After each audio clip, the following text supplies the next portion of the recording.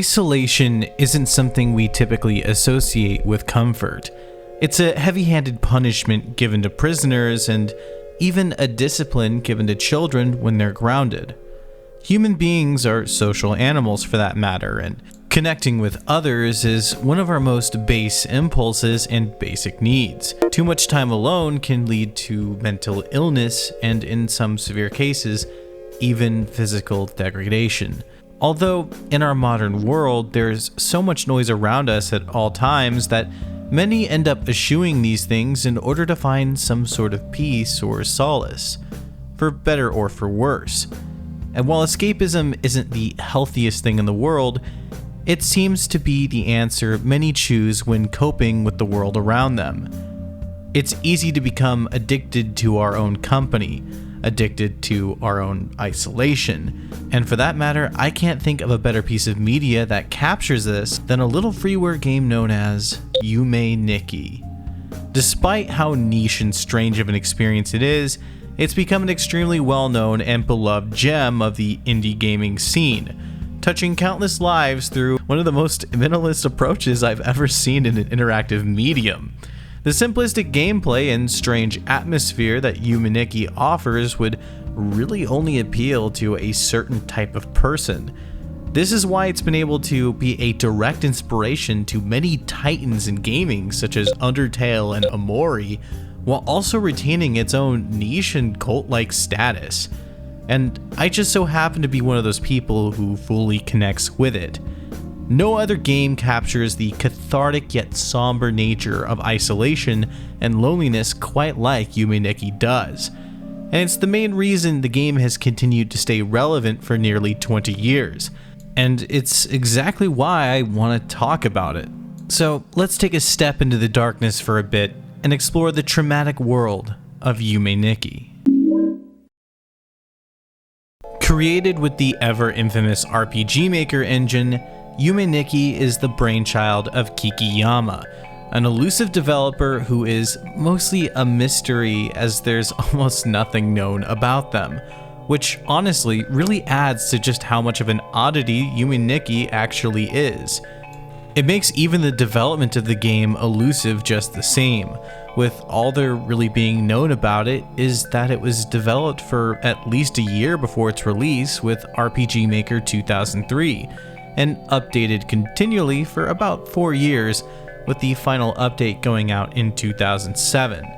Aside from that, the rest is a mystery. Whether it was all the work of Kikiyama as a sole developer, or if Kikiyama was actually a small group of people. We don't know what inspired it, we don't even know if it actually is supposed to mean anything. Well, like I said, it's just a mystery. And this silence and elusiveness, added with the lack of updates, would lead to what happens to basically anyone who stops talking online for a while. There was a death rumor, with many fans actually speculating that Kikiyama had passed away during the 2011 Tohoku disaster. The death rumor, as they always end up being, was bullshit, as in 2018, Kikiyama would actually publicly post for the first time since 2007, in order to announce that they were taking part in the Playism remake of Yume Nikki, inadvertently putting an end to that rumor. And they would even come back in 2023 to engage in a riveting yes or no interview with Toby Fox, where they confirmed that they did in fact play LSD Dream Emulator as many have speculated. But sadly, they aren't a fan of Aphex Twin and in fact don't enjoy Scaring the Hose music. But look, the interview is easy to find online, and I won't step on Toby's balls and just read the whole thing, as it adds little to the context of the game we're here to talk about. The only other real background info that we have on Yume Nikki is that when it was released in 2004, it was posted by Kikiyama themselves onto 2channel, the Japanese image board that inspired the Pepe meme website that we all know today. And over the years, it's developed a cult fan base, with it spiking in popularity in 2011 after the game had received a fan translation into English, sparking newfound interest and further expansion of its cult following and becoming the strange walking sim that we all know and love today. The story of Yume Nikki is pretty bare and basic. You play as Moritsuki, a cute little shut-in who refuses to leave their tiny apartment, confined to a bedroom with a TV, computer, bookshelf, and bed, only ever seeing the outside world from her apartment's loft. Moritsuki spends most of her time actually just sleeping or playing her Famicom, and when she is asleep, she explores the strange world of her dreams. And that's where the coherent aspects of the story end. Similar to LSD Dream Emulator, the story is mostly a non sequitur, with the game allowing its atmosphere and set pieces to speak to you directly and allow you to formulate your own thoughts and interpretations of what you see. Even the game's grim and abrupt ending plays fully into this, and for that matter, so does every other element of the game. Moritsuki's name is another example of this, as it's not even a word used as a name in Japanese. It roughly translates to windowed or aperture. Many fans have theorized that this is a metaphor for Moritsuki being the player's window into the dream world. And considering the fact that if you reverse her name in Romanji, it spells out the phrase Iko Todame, which translates to "it's useless to go/leave," it's hard not to see this as the concrete answer. But again, it is all interpretation. And that's just kind of the way that this game works and does tell its story to you. It doesn't tell you anything directly, but rather just a bunch of various elements that can be interpreted differently by different people, but do seem very intentional in terms of what they're supposed to say and what they're supposed to mean. But that's where we get into the aspect of theories, which is part of the experience. That being said, there are some strong implications, with loneliness and trauma being two of the main elements that you really can't take out of the equation. While many of the encounters and set pieces are random and just dreamlike, the game is absolutely littered with ones that are far more direct and poignant. And this is where the comfort aspect I mentioned in the intro comes from. While Yume Nikki can be macabre and unsettling, it does so in a way that allows you to more comfortably confront these things on your own terms. It's not a shock horror game or even really a horror game at all. Rather, it's more of just a dark and cathartic experience that pokes questions and points at things that might bring up some bitter memories or some trauma that you may have gone through yourself. At least that's how I interpret it. The game does have a bit of a curveball and, as I said before, grim ending, but we'll get to that. The set pieces in Yume Nikki, however, are constantly pointing to various forms of trauma, fear, and tragedy. The fact that one of the most prominent theories about this game is that the whole thing is just an allegory for a woman struggling with the aftermath of a rape is probably pretty telling. While I don't personally subscribe to that theory myself, the consistent theme of uterus imagery heavily implies that something similar to that is on the table. And the famous Uboa encounter is often lumped into this as well.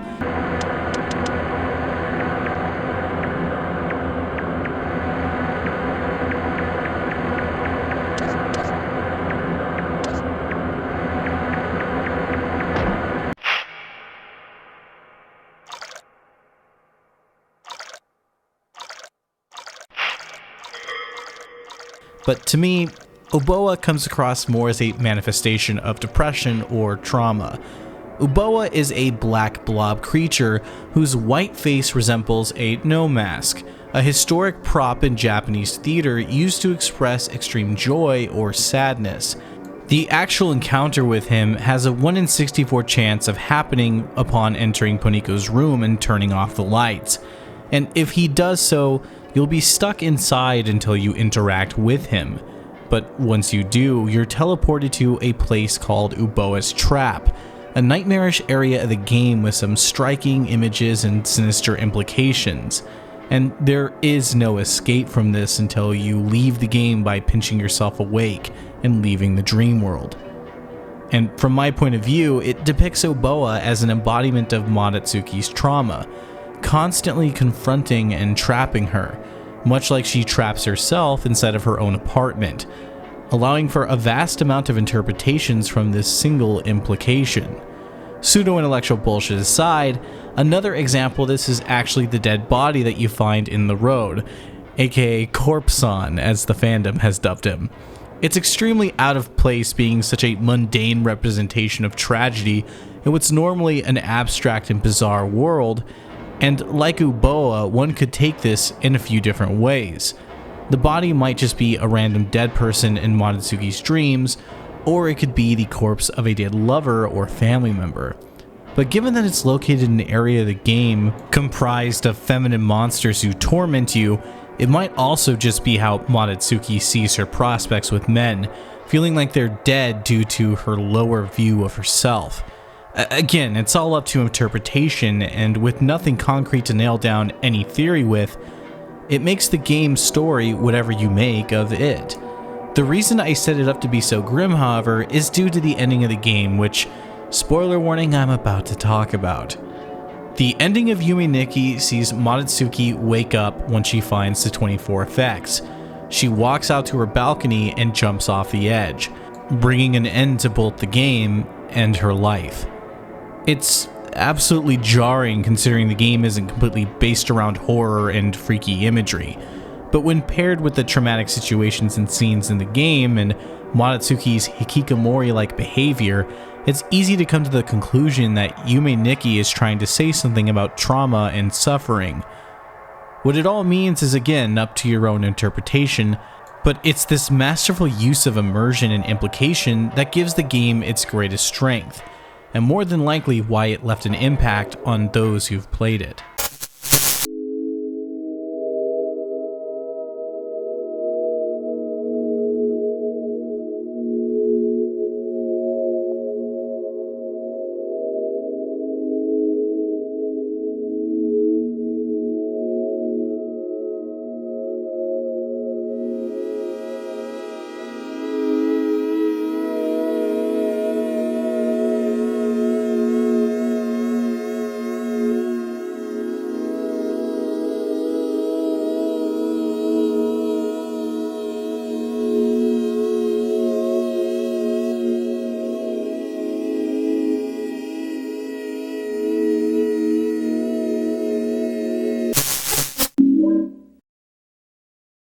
Despite being developed in RPG Maker, Yume Nikki isn't an RPG, and what a fucking shocker. Rather, it's a surrealistic adventure game, and to say the gameplay is basic is, well, it's an understatement. All you really do is walk around, look at stuff, pick up random items, and play the underwhelming minigame when you get bored.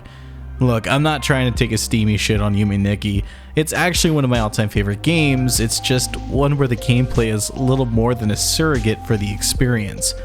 Much like Montezsuki's name implies, the gameplay itself is merely a window in which we can see and very minorly interact with the world of her dreams.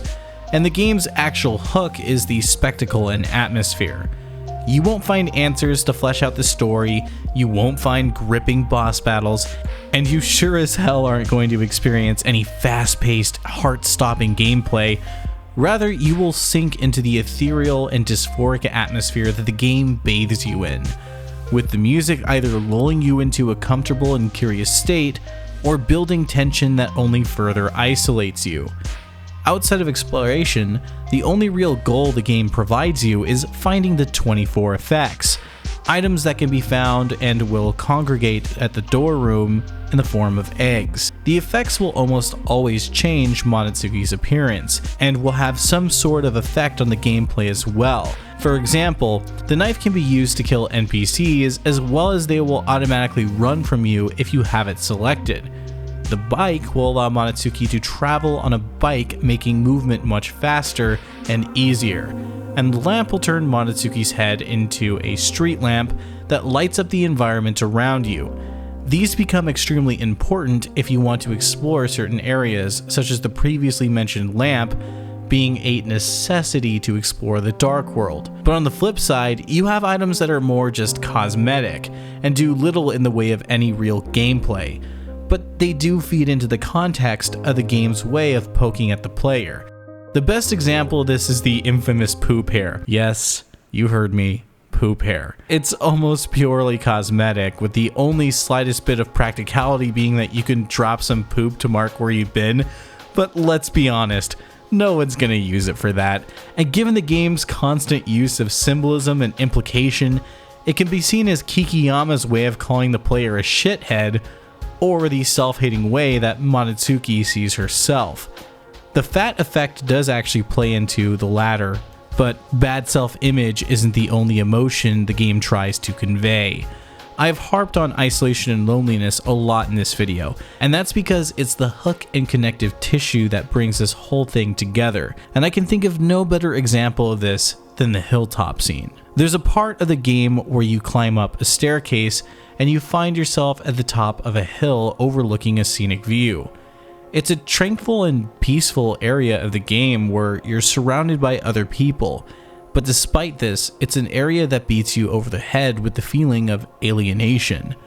No one acknowledges you or even notices that you're there. You're all alone in the middle of a group, at peace but lacking any real solace. Despite the fact that you aren't physically alone, you're still all by yourself.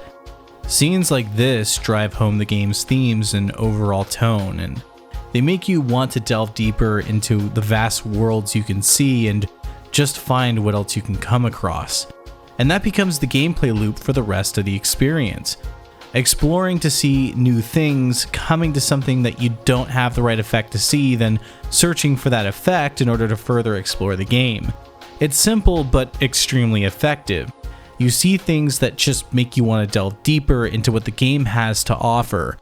You'll get immersed into the atmosphere and the music and just want to keep exploring until you realize it's been 3 hours and you need to get back to real life and stop being such a friendless Beyond looking for the needed effect to explore certain areas of the game, it's otherwise non-linear, and outright refuses to hold your hand and explain fucking anything to you, leading to you stumbling into set pieces or getting trapped in rooms that force you to leave the dream world, only to repeat again and again until finally you're ready to wake up.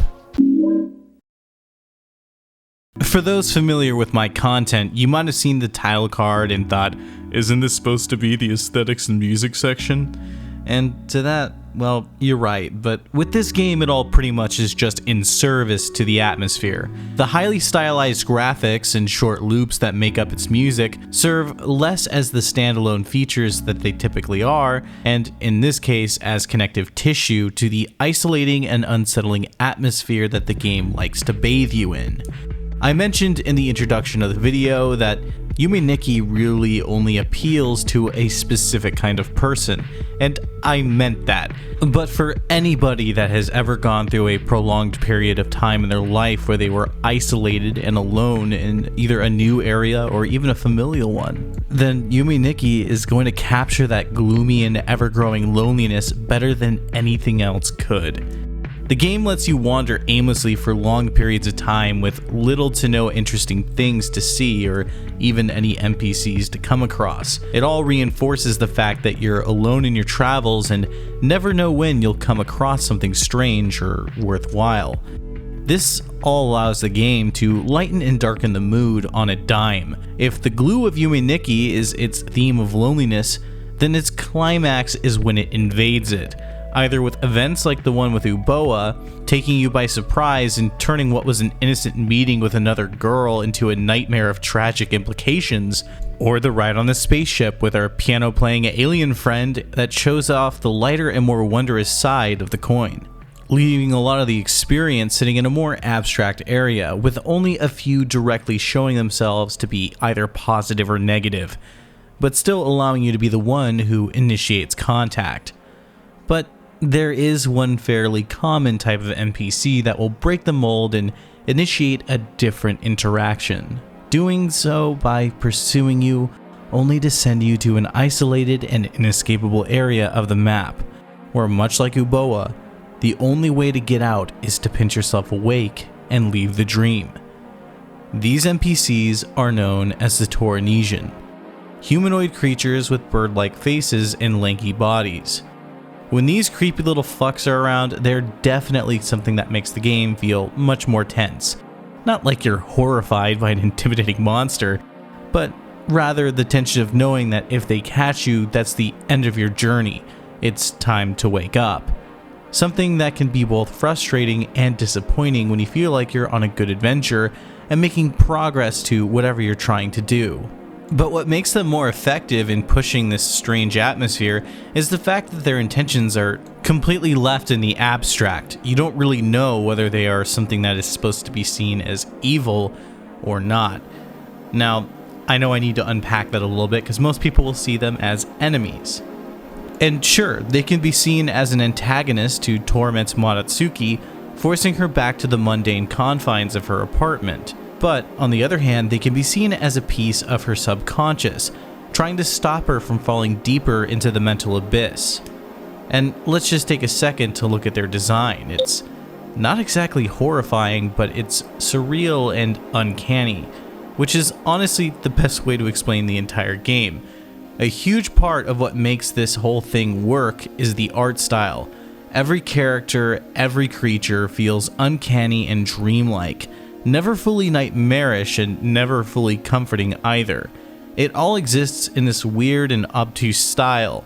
The characters almost all feel cute in certain ways and unsettling in others, contrasting the more bland and straightforward nature of Moritsuki's design.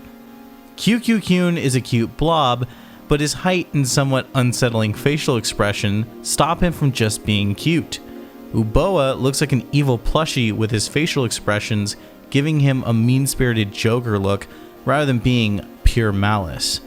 And that's without bringing up the womb and ovary imagery again. But outside of the art style, the backbone of this game's atmosphere is its music.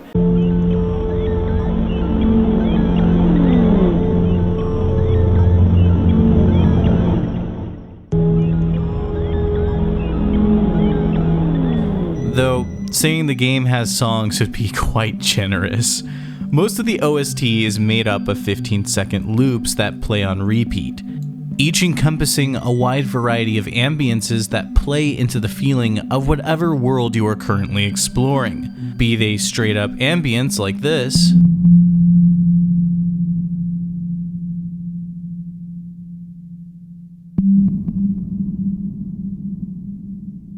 or bizarre sounding loops like this.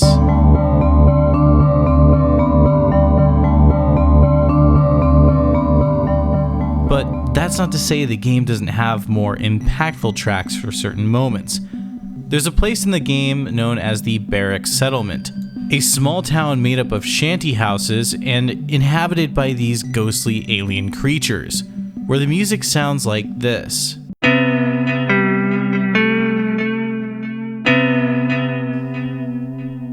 It's otherworldly and strange, sounding both nostalgic and warm, yet hollow and alien, capturing the very feeling of the environment it plays in. Another track that captures the atmosphere of the game like this is a song that plays when you find Mars-san, a one-eyed creature you find at the bottom of a long, dark stairwell on Mars.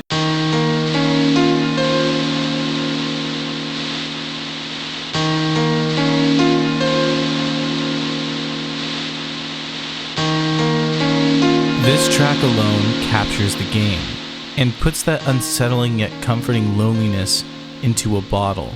It's not really a feeling that you can express with words, but when you hear the song, it says it for you. And despite the music being composed of a bunch of loops, they all do their part in portraying emotions in a way that most games fail to do so.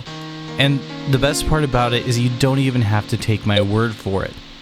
The fan base used all of these as inspiration to create a fan-made album comprised of various artists giving their own take on fleshing out the music into full songs across a plethora of genres.